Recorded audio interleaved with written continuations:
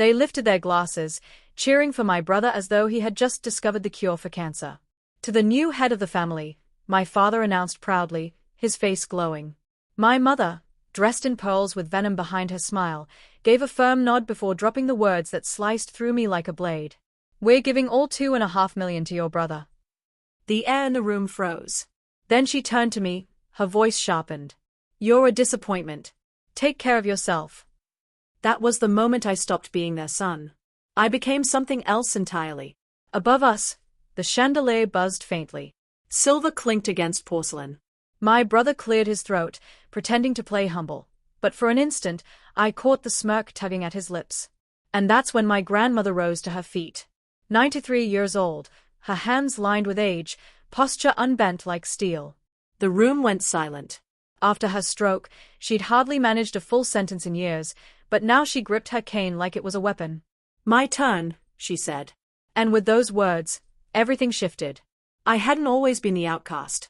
I was the child who stayed up late watching Hitchcock with her. The one who patched up my father's bloody knuckles after his lessons in discipline.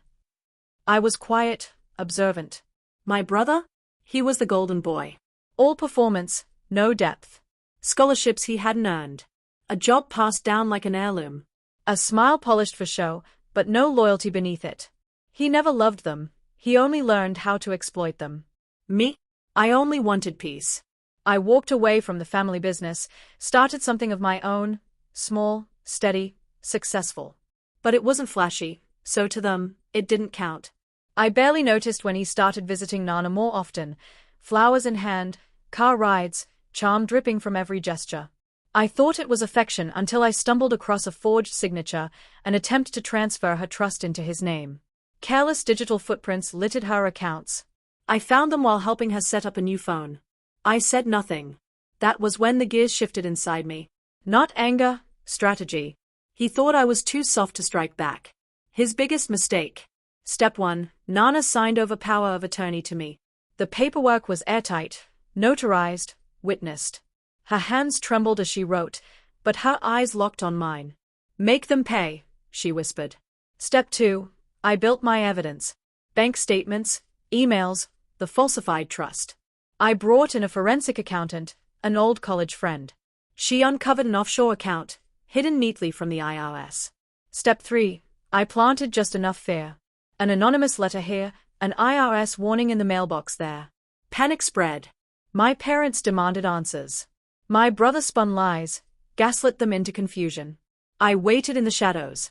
And tonight, at the family gathering, the curtain rose.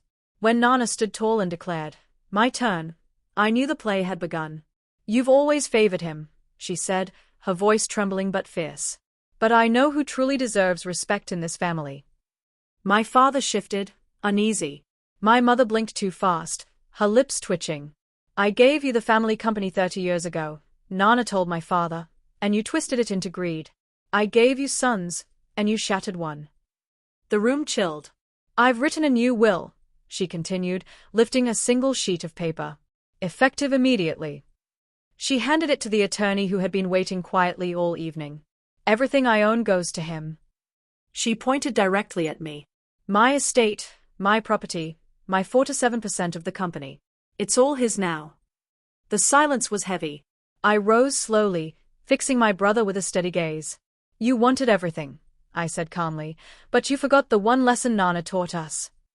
He froze. "A snake sheds its skin, but it's still a snake." My attorney stepped forward, passing folders to my parents. "Your son," he said, nodding at my brother, "committed wire fraud, elder exploitation, and tax evasion. We have sworn affidavits, digital records, everything needed. He'll be in custody by Monday." My mother gasped. My father stayed quiet. My brother lunged, not at me, but at Nana. Security moved instantly. I didn't flinch. When the chaos cleared, I guided Nana to her car. She leaned against me, frail yet proud. "You were always the quiet one," she whispered. "Quiet doesn't mean weak," I told her. She smiled. "I know. That's why I chose you."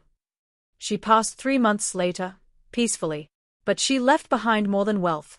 She left clarity. The company is mine now. I stripped away the rut, rebuilt something stronger. My parents never apologized, and I never needed them to. My brother sits in prison, 3 years at the minimum, maybe longer if more surfaces. I visit once a month. Not for kindness, but for control. Each time he sees me across that table, calm, successful, untouched, it eats away at him. He forces a smile. I let him. Because vengeance isn't a single strike. It's slow, surgical, and most powerful in silence.